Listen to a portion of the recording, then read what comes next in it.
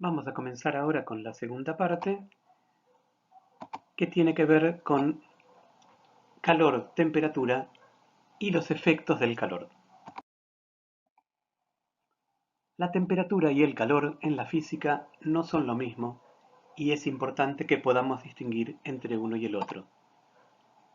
Hasta aquí hablamos de temperatura, hablamos de medirla con un termómetro, sin embargo, cotidianamente decimos que hace calor. ¿Qué nos dice eso acerca de la temperatura? La temperatura, como vimos en la primera parte, es una cantidad escalar que nos indica qué tan frío o caliente está un cuerpo, cuál es su estado térmico. El calor aparece para nosotros a la hora de analizar por qué un cuerpo aumenta o disminuye su temperatura. El calor es esa energía que es necesario transferir a un cuerpo para que su estado térmico varíe. El calor no es la temperatura. La temperatura está asociada con el estado térmico de un sistema medido con un termómetro como vimos en la primera parte. La temperatura se expresa en Kelvin o en grados, mientras que el calor es un flujo de energía que se da necesariamente entre cuerpos a distintas temperaturas. Como tal, el calor se expresa en unidades de energía. Pueden ser joule o calorías. ¿Qué es una caloría? Una caloría es una unidad que nos permite medir la cantidad de calor que se ha intercambiado. En este caso, para definirla, vamos a usar los efectos térmicos de la caloría.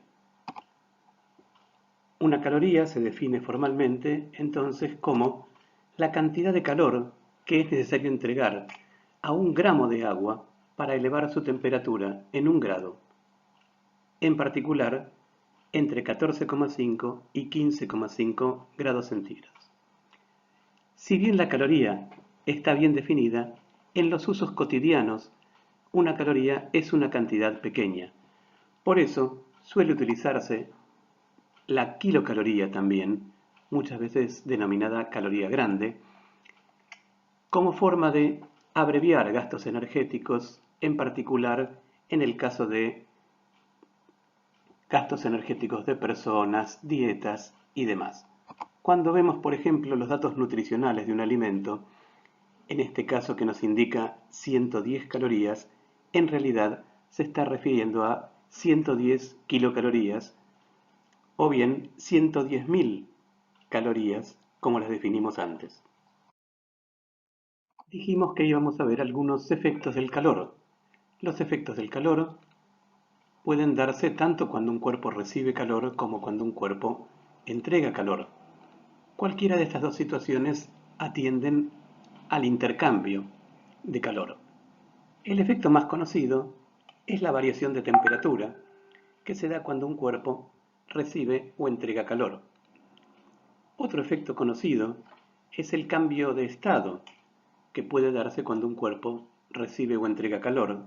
Se lo conoce como el calor latente y, por ejemplo, el hielo a 0 grados al recibir calor se transforma en agua. Otro efecto del calor que un cuerpo recibe es la variación de volumen. Puede ser una dilatación o una contracción, que ya vimos que se usa para definir una escala termométrica. Por último, hay otros efectos de tipo eléctrico que se usan muchas veces para protecciones eléctricas o seguridad y que no vamos a tratar con detalle en este capítulo. Para terminar con esta primera parte, vamos a ver dos efectos del calor que son los que más vamos a usar en esta primera parte de la materia. El primero está vinculado con la variación de temperatura que un cuerpo sufre cuando intercambia calor. Ya dijimos que a esto le llamábamos calor sensible. El calor intercambiado, sensiblemente, se relaciona entonces con la variación de temperatura mediante una ecuación bastante sencilla que establece que el calor Q es igual a una constante por la variación de temperatura. La cantidad C se llama capacidad calorífica y nos indica cuántas calorías es necesario entregarle al cuerpo para que su temperatura varíe en 1 grado. El otro efecto del calor que vamos a ver es el efecto del calor vinculado con los cambios de estado de los cuerpos. A este calor se le llama calor latente. Este es el calor que el cuerpo intercambia mientras pasa de estado líquido a sólido, de sólido a líquido, de líquido a vapor. Durante estos cambios, el calor se dedica exclusivamente al cambio de estado y no hace variar la temperatura del cuerpo. La relación entre el calor intercambiado y la masa que ha cambiado de estado se puede ver en la ecuación Q igual a m por L, donde m representa la masa que cambia de estado y L es una cantidad que se conoce como calor latente de cambio de estado. El calor latente se expresa en calorías sobre gramo o bien en joule sobre kilogramo. Por último, les dejamos una actividad más para pensar y discutir en los foros. La cuestión es, cuando hay que fundir hierro es necesario calentarlo a 1500 grados Celsius. ¿Puede decirse que este hierro contiene calor? ¿Está bien afirmar que un trozo de hierro que se encuentra a 1000 grados ha recibido más calor que uno a 700? ¿Por qué sería esto? Los esperamos con sus respuestas en los foros y hasta la próxima clase. Hasta aquí llegamos con esta primera clase. Ten en cuenta que este no es el único material, que esta clase completa en formato digital está subida al aula y que además hay un material de lectura donde todo lo que hemos contado acá está explicado con más detalle. Nos vemos en los foros.